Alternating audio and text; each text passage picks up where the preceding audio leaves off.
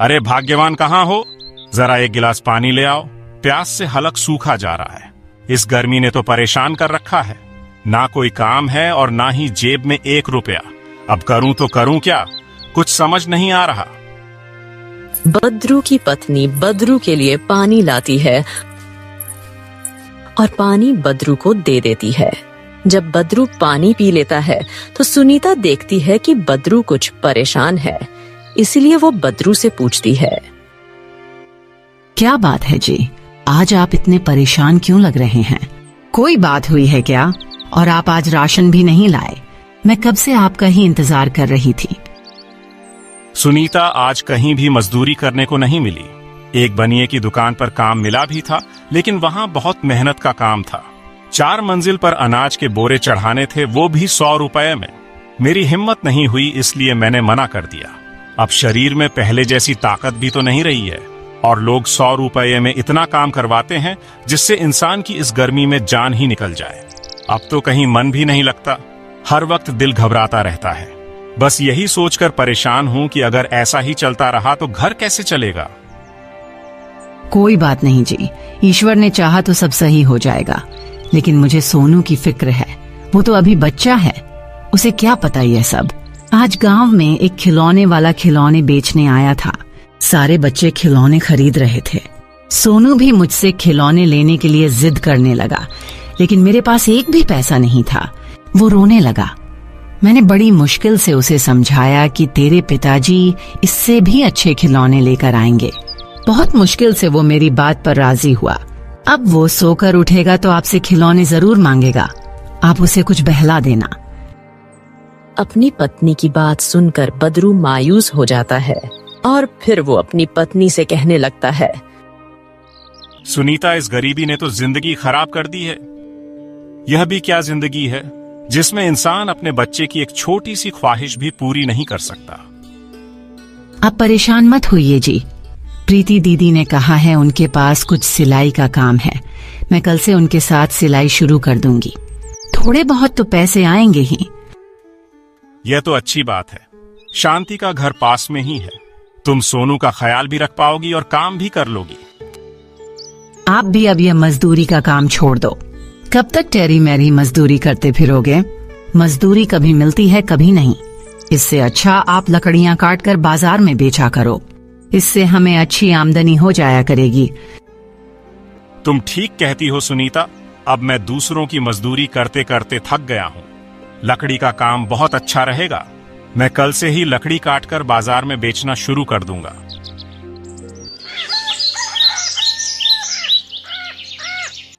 बद्रू अगले दिन सुबह सुबह कुल्हाड़ी लेकर लकड़ी काटने निकल जाता है।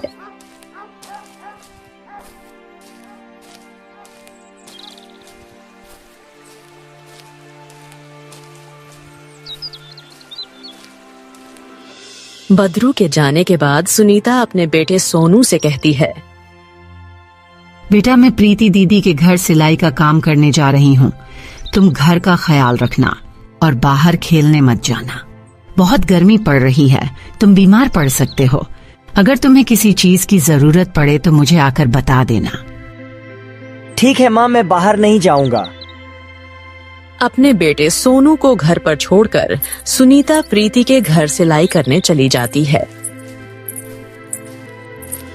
उधर बद्रू लकड़ी काटने के लिए जंगल में पहुंच जाता है।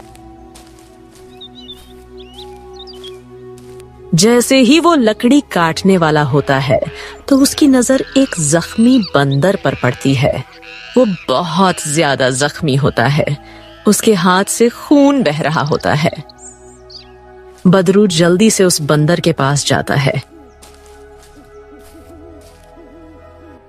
अरे, इस मासूम बंदर का तो बहुत खून बह रहा है और यह तो बेहोश है। मुझे जल्दी ही कुछ करना होगा, वरना इसकी मृत्यु हो जाएगी। बद्रू जल्दी से उस बंदर को अपने घर ले जाता है।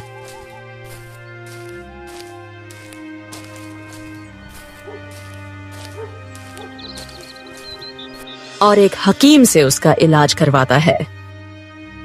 मैंने इसका खून रोक दिया है, लेकिन इसकी हालत बहुत नाजुक है। तुम्हें इसका बहुत ख्याल रखना होगा। ठीक है हकीम जी, मैं उसका ख्याल रखूंगा। आपके कितने पैसे हो गए हकीम जी? अरे बदरू, तुम जैसे भले आदमी से क्या पैसे लेने। तुम एक बंदर की जान बचा रहे हो।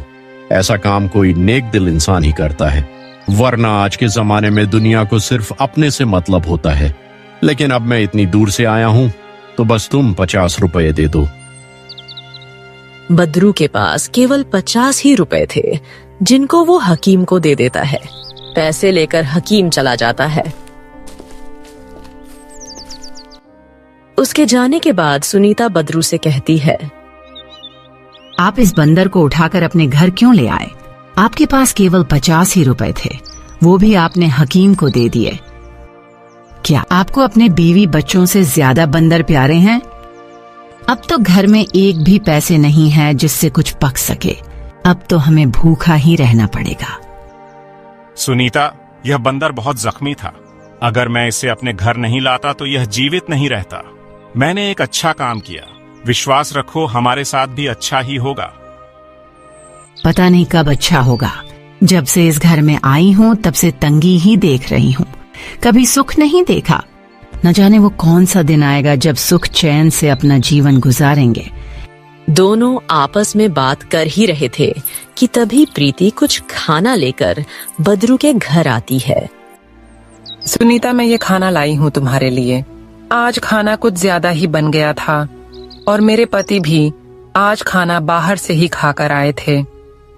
सोचा खराब होने से अच्छा है कि तुम्हें ही दे आऊं। आपने बहुत अच्छा किया दीदी जो आप खाना ले आई। आज तो घर में कुछ भी खाने को नहीं था।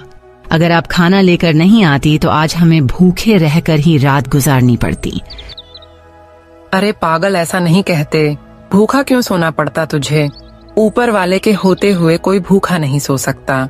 चल, अब मैं जा रही हूँ, खाना खा लेना। इतना कहकर प्रीति अपने घर चली जाती है। फिर दोनों पति पत्नी खाना खाने के लिए बैठते हैं कि उतने में ही एक बूढ़ा उसके घर आता है। कोई है जो मेरी मदद कर सके? मैं बहुत भूखा हूँ, कल से कुछ नहीं खाया और ऊपर से इस गर्मी ने जान निकाल रखी है। बूढ़े आदमी की बात सुनकर बदरू और उसकी पत्नी घर से बाहर आती है और उन्हें देखकर बूढ़ा आदमी रोते हुए कहता है, कृपया मेरी मदद करो, मैं बहुत भूखा हूँ। मैंने बहुत लोगों से मदद मांगी, लेकिन किसी ने भी इस गर्मी में मेरी सहायता नहीं की। कृपया करके मुझे कुछ खाने को दे दो, वरना मैं जीवित नहीं रहूंगा। भूख से शरीर कांप रहा है, आंखों के आगे अंधेरा छा रहा है। अगर तुम मुझ बूढ़े को कुछ खाने को दे दोगे तो ऊपर वाला तुम्हारा भला करेगा। बाबा, आप घबराओ नहीं, मैं आपको खाना खिलाऊंगा। चलो अंदर चलो। बूढ़े आदमी को लेकर बदरू घर के अंदर चला जाता है और फिर उसे खाना खिलाता है। खाना खाने के बाद बूढ़ा बदरू और उसकी पत्नी को बहुत दुआ देता है। तभी उसकी नजर बेहोश बंदर पर पड़ती है। बेटा, ये बंदर क्यों लेटा है? इसे कोई परेशानी है क्या? बाबा, यह बंदर मुझे जंगल में जख्मी हालत में मिला था। मैं इसे अपने घर ले आया। मैंने इसको हकीम को दिखा दिया है। कुछ दिन में ठीक हो जाएगा। बेटा, तुम भले और ईमानदार इंसान हो।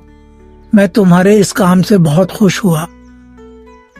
इतना कहकर उस बूढ़े आदमी ने कुछ पढ़ा जिसे बंदर होश में आ गया। यह देखकर बदरू बहुत हैरान हुआ। बदरू को देखकर बूढ़ा आदमी बोला, बेटा, इसमें हैरान होने की कोई बात नहीं है। अब यह बिल्कुल ठीक हो गया। अब मुझे जाने की इजाजत दो। बाबा, आपको जाने की इजाजत है। बदरू से इजाजत लेकर बूढ़ा आदमी चला जाता है। फिर बंदर बदरू से कहता है, क्या जंगल से तुम मुझे लेकर आए थे? मैं तो बहुत जख्मी हो गया था। बंदर को इंसानी आवाज में बोलता देख बदरू हैरान हो जाता है। फिर वो बंदर से कहता है, बंदर भाई, मैं ही तुम्हें जंगल से लेकर आया था। लेकिन तुम जख्मी कैसे हुए? मुझे आज थोड़ी मस्ती करने की सूझी, इसीलिए मैं एक पेड़ से दूसरे पेड़ पर छलांग लगाने लगा। लेकिन अचानक मेरा पैर फिसल गया और मैं पेड़ से सीधा जमीन पर आकर गिरा, जिससे मैं जख्मी हो गया और उसके बाद बेहोश। लेकिन तुमने मेरी जान बचाई, इसके लिए मैं तुम्हारा बहुत आभारी हूँ। अब तुम बिल्कुल ठीक हो गए हो। अब तुम अपने परिवार के पास जा सकते हो। वो तुम्हारे परिवार वाले तुम्हारा इंतजार कर रहे होंगे। बद्रू भैया, मेरा कोई परिवार नहीं है और ना ही मैं यह जानता हूँ कि मेरे माता पिता कौन हैं। मैं चाहता हूँ कि मैं तुम्हारे साथ तुम्हारे इस घर में रहूं। बंदर की बात सुनकर बद्रू गहरी सोच में डूब गया और फिर बंदर बद्रू से बोलता है। क्या हुआ बद्रू भैया, तुम किस सोच में खो गए? घबराओ नहीं, मैं बिल्कुल भी शैतानी नहीं करूंगा। मैं तो तुम्हारे काम में तुम्हारी मदद करूंगा। बंदर की बात सुनकर सुनीता के दिमाग में कुछ चलने लगा। वो जल्दी से बंदर से बोली, तुम इस घर में हमारे साथ रह सकते हो, हमें कोई आपत्ति नहीं। इतना कहकर सुनीता बद्रू को कमरे से बाहर ले गई और फिर बद्रू से कहने लगी, ये बंदर कोई मामूली बंदर नहीं है, ये इंसानों की तरह बोलता है। इस बंदर के जरिए हम मालामाल हो सकते हैं। तुम इस बंदर को गांव गांव ले जाकर खेल दिखाया करना। जब लोग बोलने वाले बंदर को देखेंगे तो वो हैरान रह जाएंगे और तुम्हें खेल दिखाने के खूब पैसे देंगे। लेकिन सुनीता, क्या ये सही रहेगा? सही क्यों नहीं रहेगा? तुमने उस बंदर की जान बचाई है और अब उसका भी फर्ज बनता है कि वो तुम्हारी इस मुसीबत में तुम्हारा साथ दे। दोनों आपस में बात कर ही रहे थे कि बंदर उनकी बात सुन लेता है। फिर वो बंदर उनके पास आकर कहता है,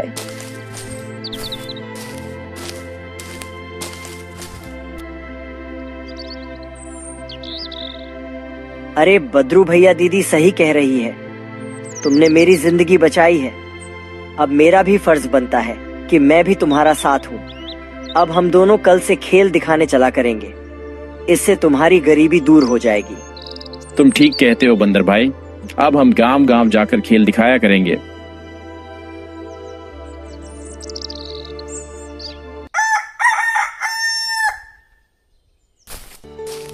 अगले दिन बद्रू बंदर को लेकर खेल दिखाने निकल पड़ता है।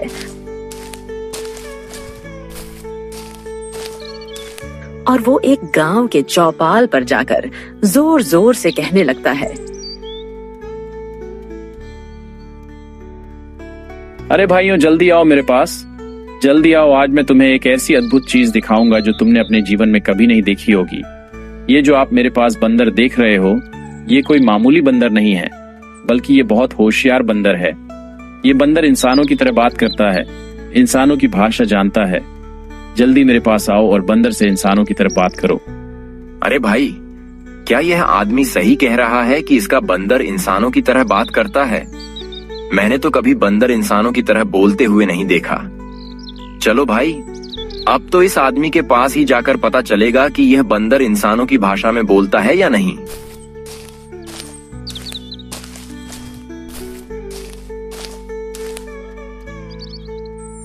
देखते ही देखते बद्रू के पास काफी भीड़ जमा हो जाती है।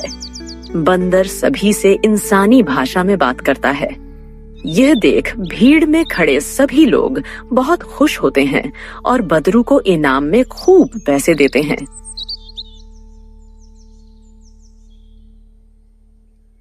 खेल दिखाने के बाद बद्रू अपने घर चला जाता है। उसकी पत्नी दरवाजे पर खड़ी होकर उसी का इंतजार कर रही थी।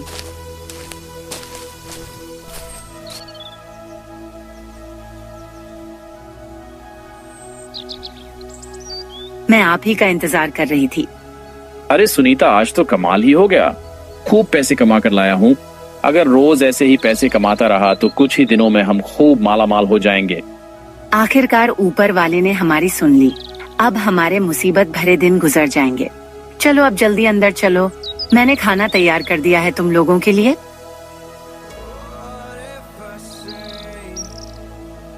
सभी मिलकर खाना खाते हैं।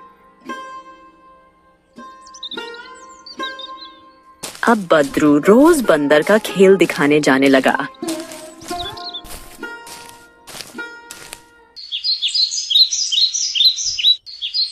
देखते ही देखते बद्रू बहुत अमीर हो गया। उसने एक आलीशान घर बनाया। उसकी मालदारी और आलीशान घर देखकर कुछ लोग उससे बहुत जलते थे।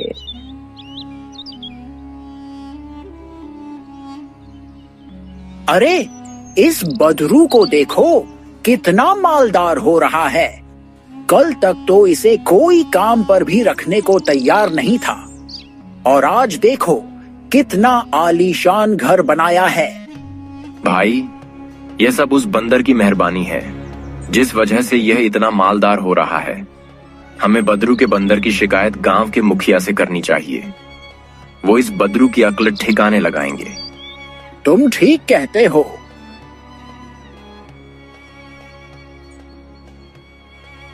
दोनों गांव के मुखिया के पास पहुंच जाते हैं।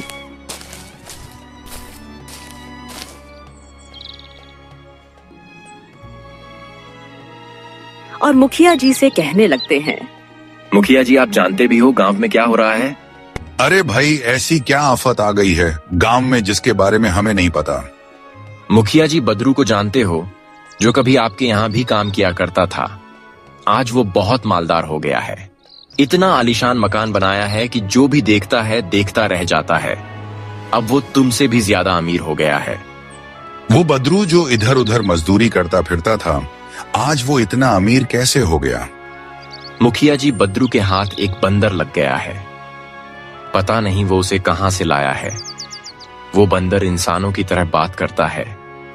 उसी बंदर की वजह से आज बदू इतना अमीर हुआ है। अच्छा, तो ये बात है। अभी उस बदरू को मजा चखाता हूं।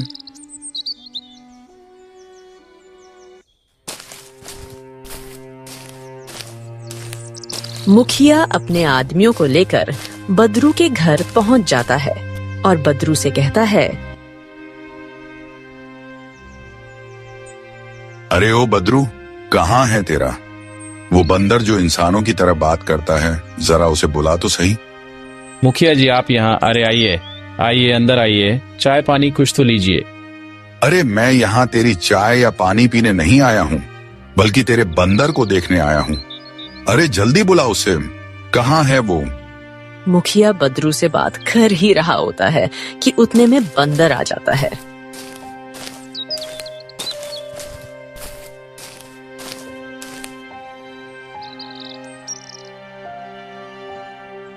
क्या हुआ बदरू भैया, ये लोग यहाँ क्यों आए हैं?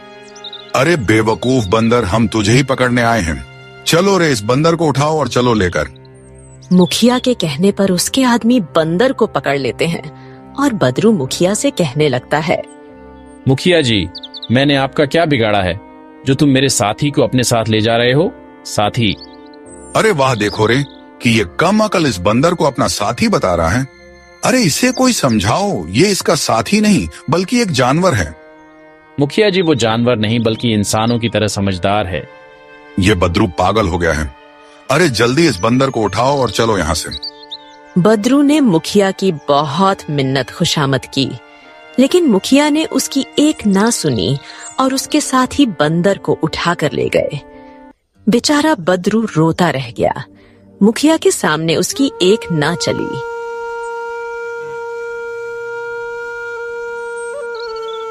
बदरू रो ही रहा था कि उतने में उसकी पत्नी सुनीता आ जाती है।